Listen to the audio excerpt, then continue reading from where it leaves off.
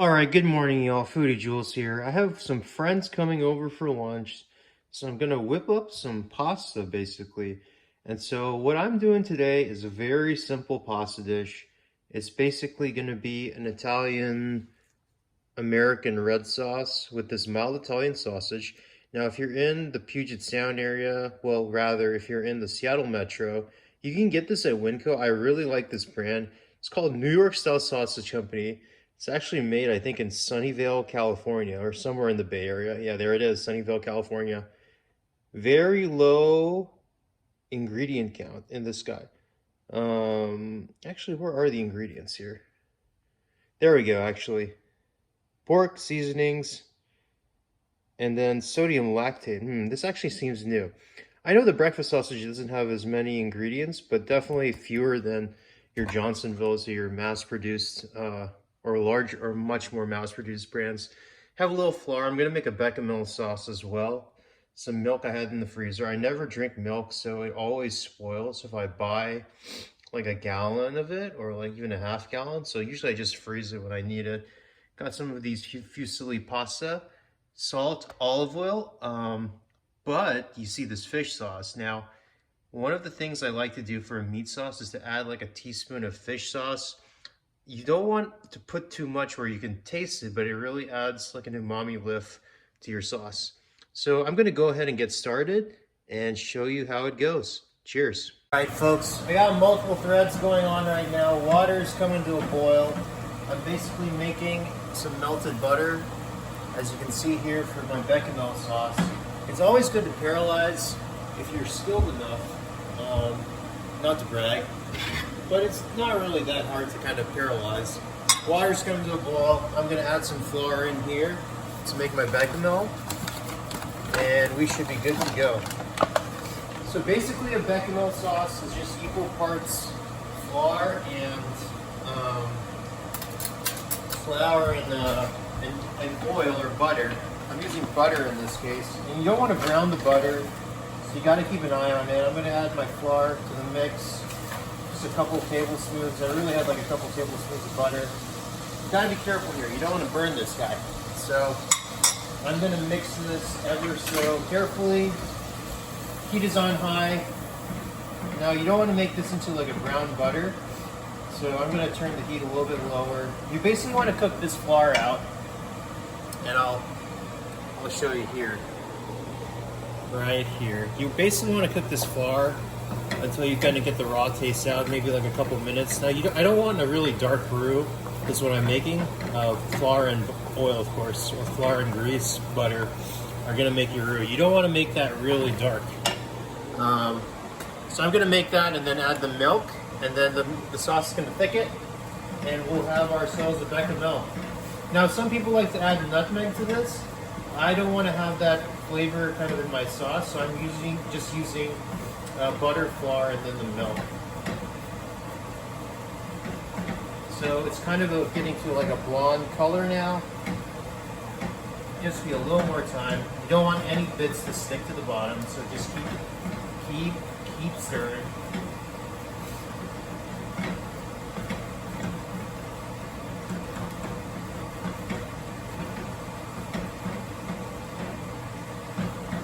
Okay, I think it's good enough. I'm going to pour my milk in, just ever so carefully. It's a little bit drippy. I think there was some leakage.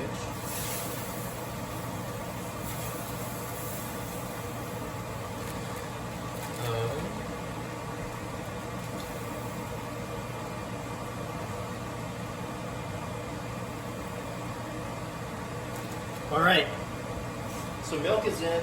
The sauce is going to thicken up. Let's see.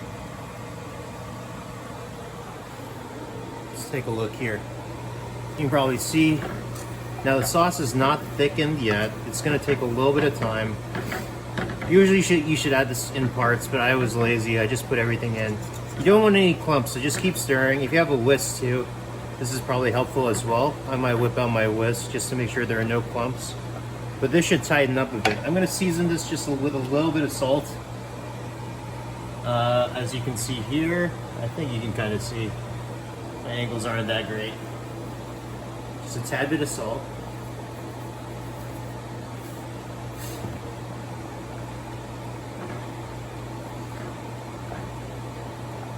and this will tighten up. I'll show you what it looks like when it's tightened up. All right, as you can see here, the sauce is definitely thickened up. I might actually dilute this a little bit more, but this is kind of the consistency you want. You might want to stir a little bit more just to make sure there are no lumps. I cut the heat already, but it's very quick. It comes together super quick. All right, my water's come to the boil, so I'm gonna add my pasta. I got this organic fusilli at Trader Joe's, only $2. I'll boil this for about 7 to 8 minutes per the package instructions, and we should be good to go from there. Now this thing is a little tricky to open. Just gonna rip it like so. Now the key with making pastas, you've got to make sure that the water is adequately salted. This will flavor the pasta so it's not too bland, unless you're going for a really salty sauce, if that's kind of your thing. But for most folks, you want to season your pasta. I'm going to boil this for about 6 minutes, because I'm going to finish this in the oven. I don't want it to get too overcooked, and we'll go from there. All right, the pasta's been drained, so I'm going to go ahead and make the sauce. Now this is very simple. I'm going to add a little bit of olive oil to this pan, add my Italian sausage, brown this Italian sausage, and then I'm going to add my sauce and fish sauce, and we'll go from there. So I'm just going to stick this to the Italian sausage in. Now I'm taking advantage of this pot which I use for my pasta, just to be efficient with my dishes later, so I don't have to deal with so many pans to wash. Well, let's stick this guy in. Hear that sizzle. Sausage is sizzling nicely. I want to make sure I get every last bit of this sausage in.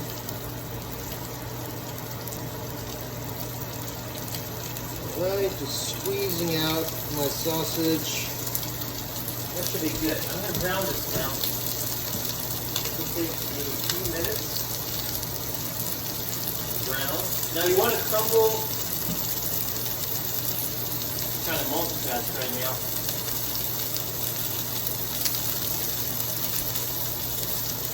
You want to go ahead and break the sausage up in the pan.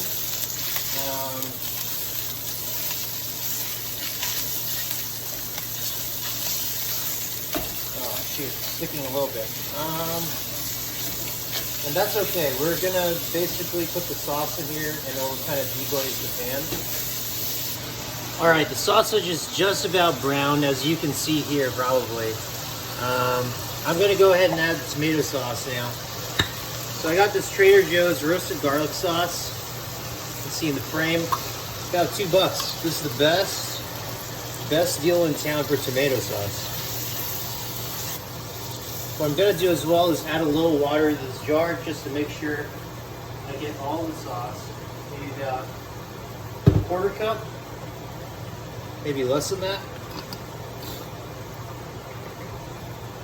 Add that in. And then I'm gonna add a little bit of the fish sauce. Now, this is the secret ingredient. You don't want to add too much, maybe like a teaspoon. I'll show you right here. And that should be good. Maybe less than a teaspoon. This will just give a little nice umami lift to the sauce. I'm gonna let the sauce simmer for a bit, and then I'm gonna add the pasta. We'll move it to the baking dish and then top with the bechamel and some grated Parmesan cheese that I added. All right, the sauce is just about simmered. I'm gonna add my pasta now. If it would cooperate with me. So one of the mistakes I made right here was not putting a little oil in the pasta. It's getting a little hard to come out, but it came out. We're just gonna give this a mix, and then we're gonna add it to our dish and then top with the bechamel.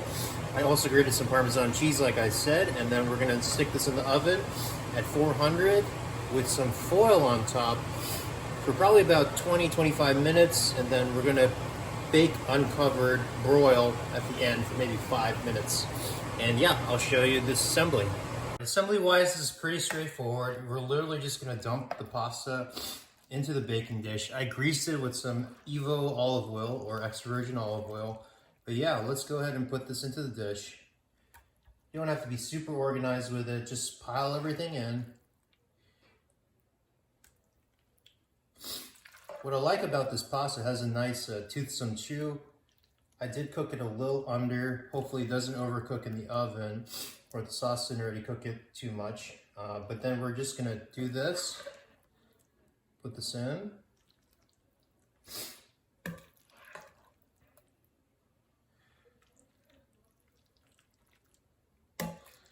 And then we're gonna bake.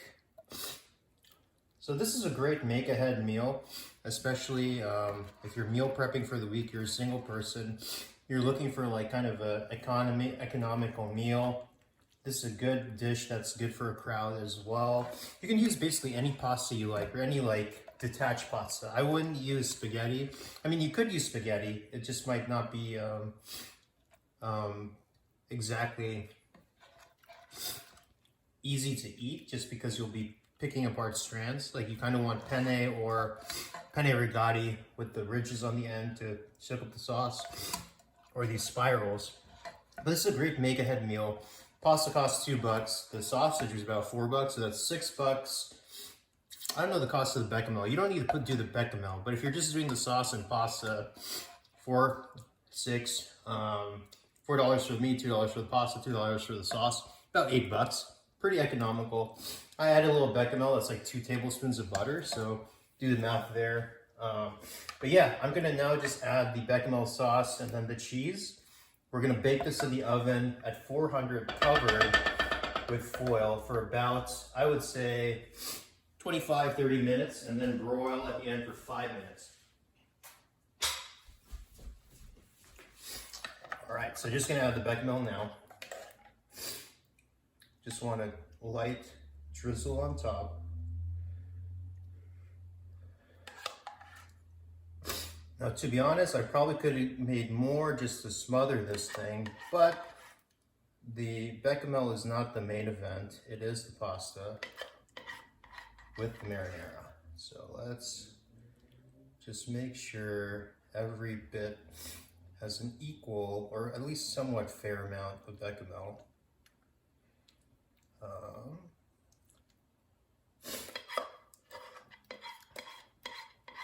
Like I said, this is a make-ahead meal. You could probably make the bechamel ahead of time, put in the fridge and then reheat. You might need to rehydrate it because it will get thick in the oven. So what I mean by rehydrate is probably add a little more liquid like milk or water, just to make sure it's not too goopy or thick. I'm kind of pressing this out in an undignified way just to spread it through, which is kind of swirling the sauce a bit, but that's okay. Kind of going for a rustic feel right now.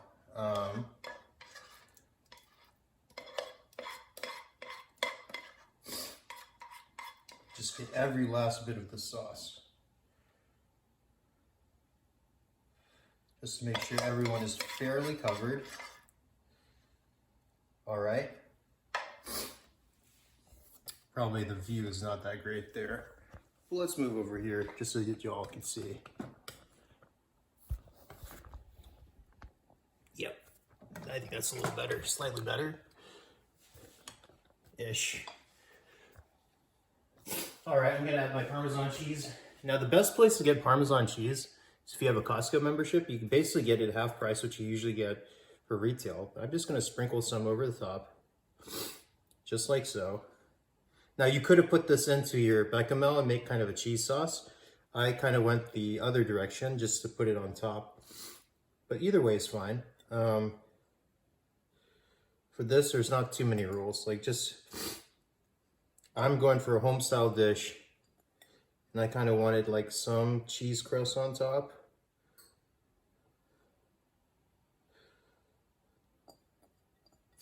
But yeah, Costco is the best place to get like Parmesan cheese that's actually Parmesan from Italy and certified.